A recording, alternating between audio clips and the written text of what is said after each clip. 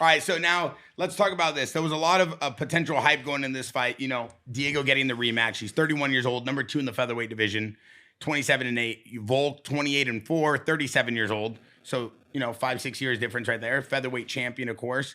And he ties Jose Aldo for the most UFC featherweight title defenses at 8. Second oldest male UFC champion behind Alex Pereira. First title defense on home soil.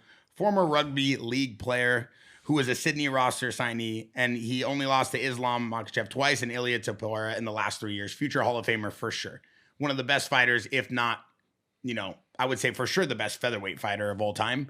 And I would say he's probably top 10 best fighter of all time at this point. All joking aside, I think that list is without a doubt. Who's joking? No one's joking about that. Well, no, because the last podcast, everybody's talking about fighters and who's in the top 5, top 3. You guys think I'm joking around, but I think Mighty Mouse is number 1. I don't know how Mighty Mouse with all those title defenses always gets put behind John Jones. Is it because he had a loss? I think you have to put him behind John Jones. Oh, you do? I think so. Oh, okay. Yeah. I think they're both 1 and 2, but I just don't know why Mighty Mouse never gets the number 1 spot. He has so many title defenses. Names that he fought against. Yeah. Yeah, but come on, anybody could play that game. And then, Diego Lopez, excellent submission game. You had the right answer. Yeah. He's like, John Silva. The John Silva fight was an amazing fight for him. He really showed who he was. He fought with crazy urgency and skill in that fight and really just dismantled John Silva. And that's how we needed to treat this fight. Yeah, dude. He needed break to it treat down, it TJ. like Start it off. like I said earlier, he's trying to point fight. He's letting Volkanovski circle. He's letting him pick his shots. Like, I need you to throw, right? You're in that open stance right now. Boom, throw a 2 kick just to enter, right? Like, throw that left body. Now follow it. Don't pull it back. Like, Volkanovski's not a counter fighter. Throw that kick to cut him off and then throw your hands. Get him to throw back so you have a chance to clip him with, you saw him clip him with that right hook. He's got power in his hands. Get him to exchange with you so you can catch him with one of your punches. You're never going to outspeed him. You're not going to outpoint him. You got to create chaos. And he was just too content with keeping his distance and follow those kicks up. Get him to block. Khalil, you're talking about last night. Kick him in the arms so you know where his arms are at, and then throw your punches afterwards. And he just didn't have any of that. And why be afraid of the takedowns? Why be? He's got a granite chin too. In Volk's not a counter puncher. You got a granite chin, so fucking go for it. Just go. You're not gonna win a world title by watching Volk outpoint you.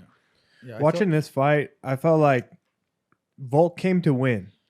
And Diego just came to either fight or he was just expecting that some type of brawl was going to come to him or something. Cause he didn't really move forward too much. He waited a lot. He let the whole Volk move around and it's almost like, what are you waiting for? Yeah.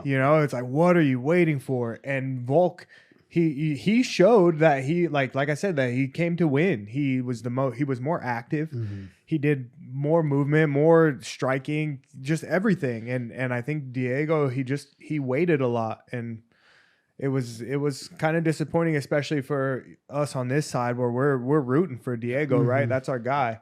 And Volk came in and shut it down. We got to change his chest tattoo to no regrets. So that's crazy work. That is crazy work. Yo, he does look like the guy. That's crazy work. He does look like the no regrets guy. Yeah. What about the idea that you talked about this so much last night, TJ, that Volk has this, again, similar to Mighty Mouse, right? Yeah. And he has this style of waiting for you and then kind of finding what he wants. Do we feel like Diego should have known that though, compared?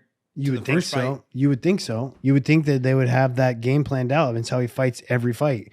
He's so quick about closing the distance. Look, he's in kicking range right now, and he's a shorter guy.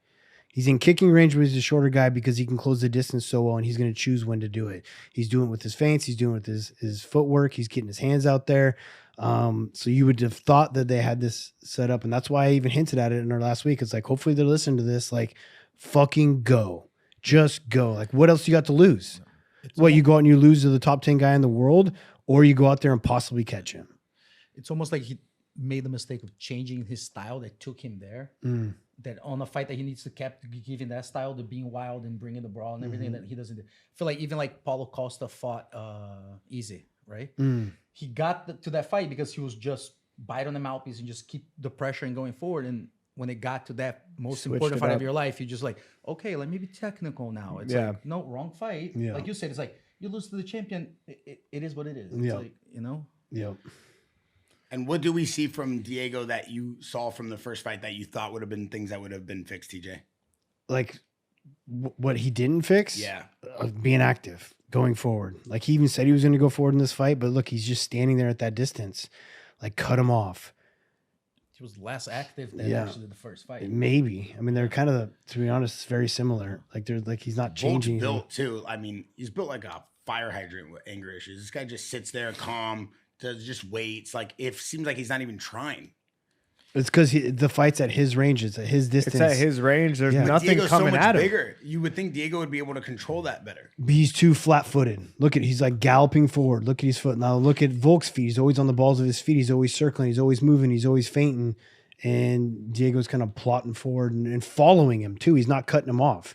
Like he's following that back hip. Wherever Volk goes, he's just following him that direction rather than like Fiziev did against Rufi, like get in front of him, cut him off this way, cut him off that way. Like, and Diego switches his stance. So switch your stance off to cut him off as well. You know, like make him go the way you want him to go instead of letting him lead the dance. Volk's not going to be tired because he's leading the dance. 100%. When I'm fainting and I'm moving, I'm getting you guessing, like I'm disrupting your rhythm, your rhythm and all your breathing. Like every time I faint a takedown, you're like, oh fuck, I'm not like comfortable because I'm like, oh, is he going to throw it out? Oh no, is he this? Like, but if you're able to like be in your pace the whole time, you're not going to get tired. Not going to get tired at all.